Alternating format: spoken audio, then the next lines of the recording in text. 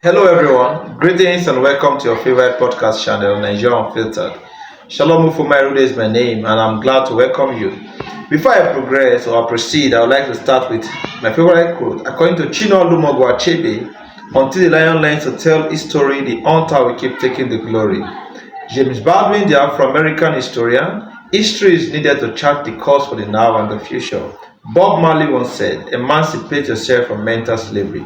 To this end, I would like to start by saying that I dabbled into a particular video that talked about the Nigeria economy, and it was done by the current director of the WTO, World Trade Organization, the revered Dr. Ngozi Okonjo-Iweala. And she was saying that she was commending the president of Nigeria, talking about President Bola Ahmed Tinubu, for stabilizing the economy and of course ensuring that the economy is stable.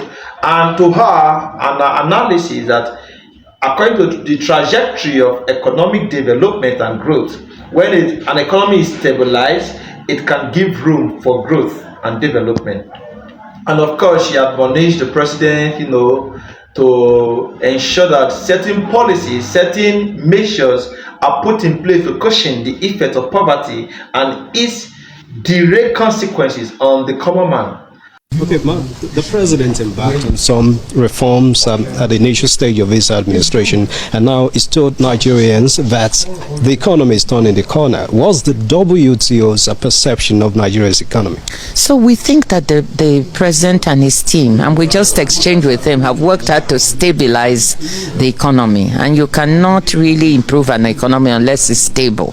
So he has to be given the credit for the stability of the economy. So the reforms have been in the right direction. What is needed next is growth. We now need to grow the economy, and we need to put in social safety nets so that people who are feeling the pinch of the reforms can also have some support to be able to weather the hardship. So that's the next step. How do we build social safety net to help Nigerians cushion the hardship they are feeling, and then how do we grow the economy so we can create more jobs and put more money in people's pockets? These are issues that we discussed with Mr. President. Okay, yeah, I want to discuss that video and I want to look at it realistically. Okay, this is Nigeria. We have seen the video, we have heard what the revered economist and mother said concerning our economy, that the economy is not stable.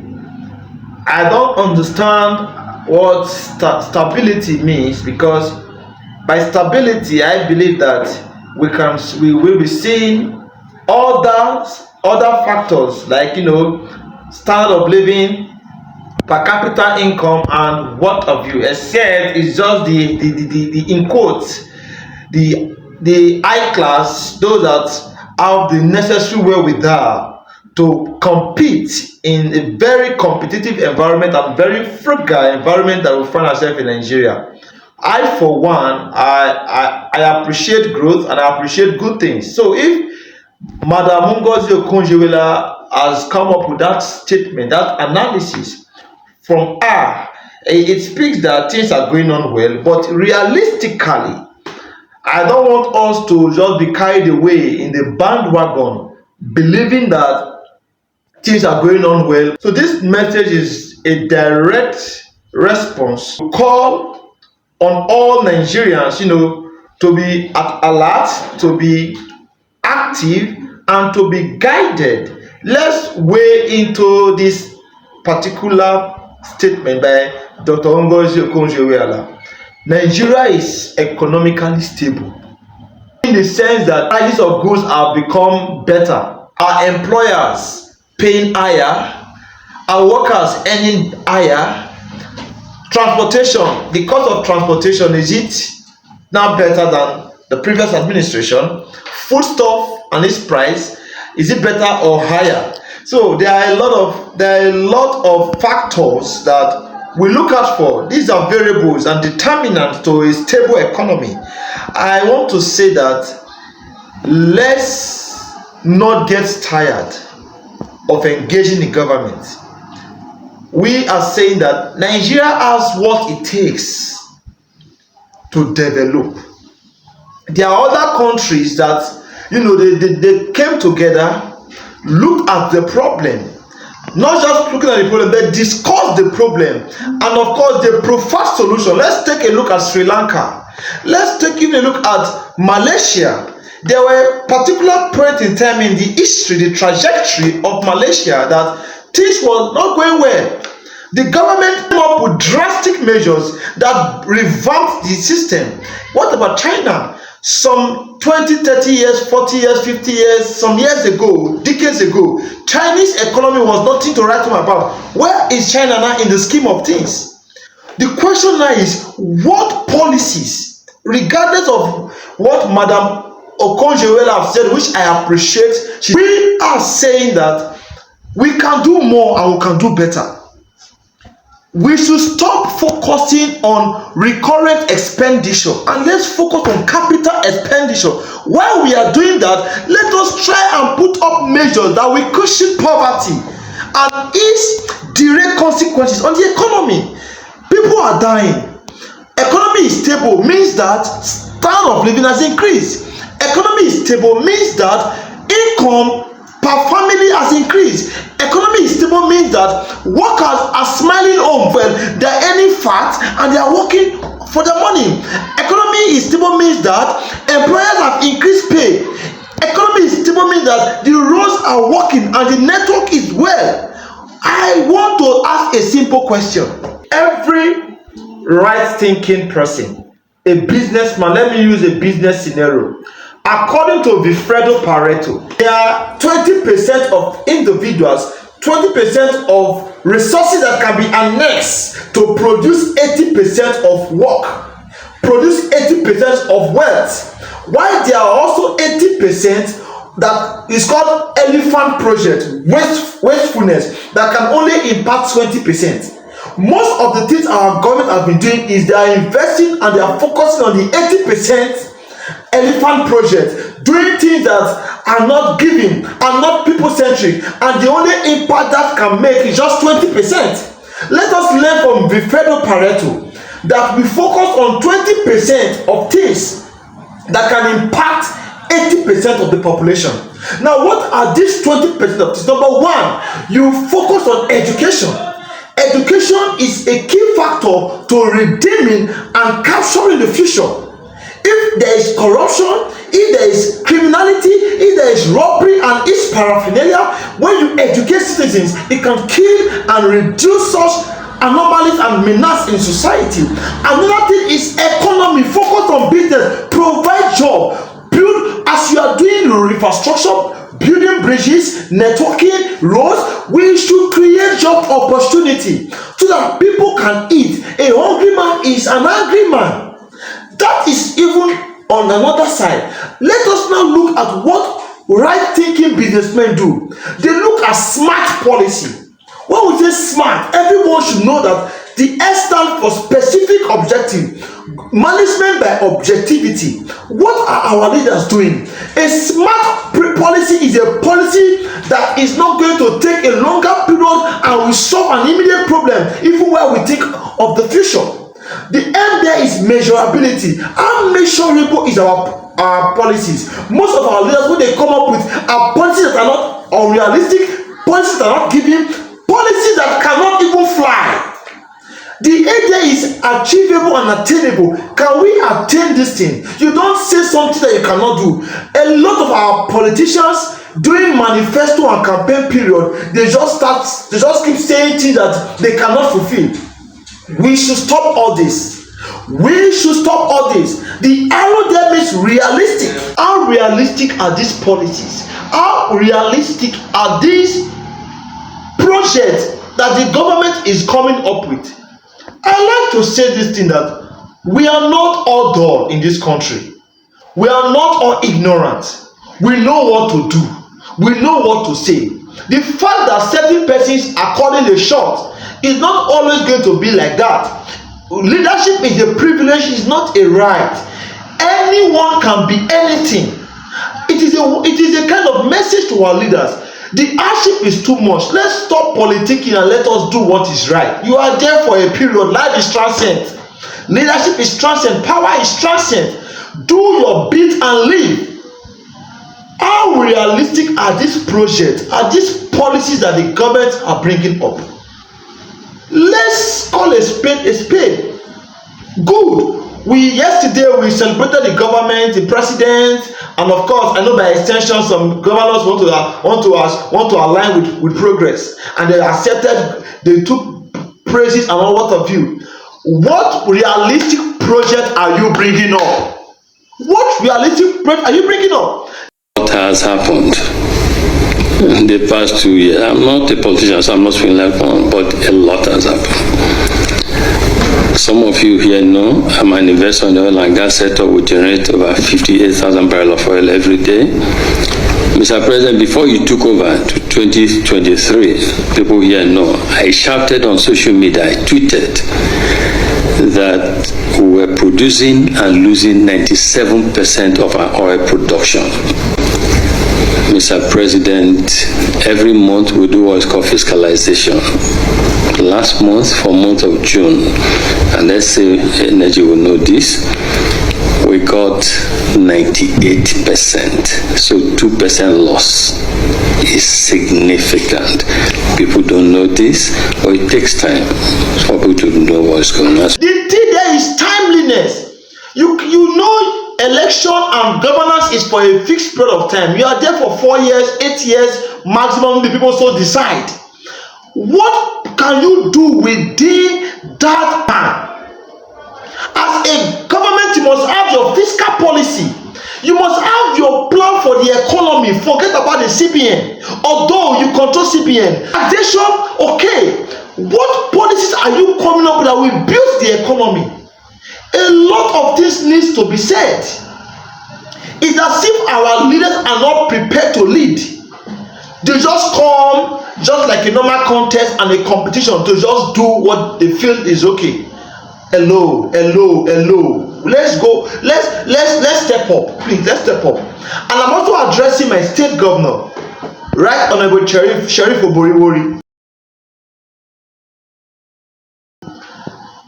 Information reaching us is all over the media that within the span of January to June, Delta State received over 210 billion naira from the federal government as its 13% derivation. What are we doing? What is happening in Delta State? What are this money being used for? It's not a crime for sitting to ask questions. You are a leader, you are a father, and you are an elder, sir. It's not out of place for us to ask you questions. Delta State received the highest percentage from the federal government within January and June. The state next to Delta State is Bayelsa State, and they received below 160 billion.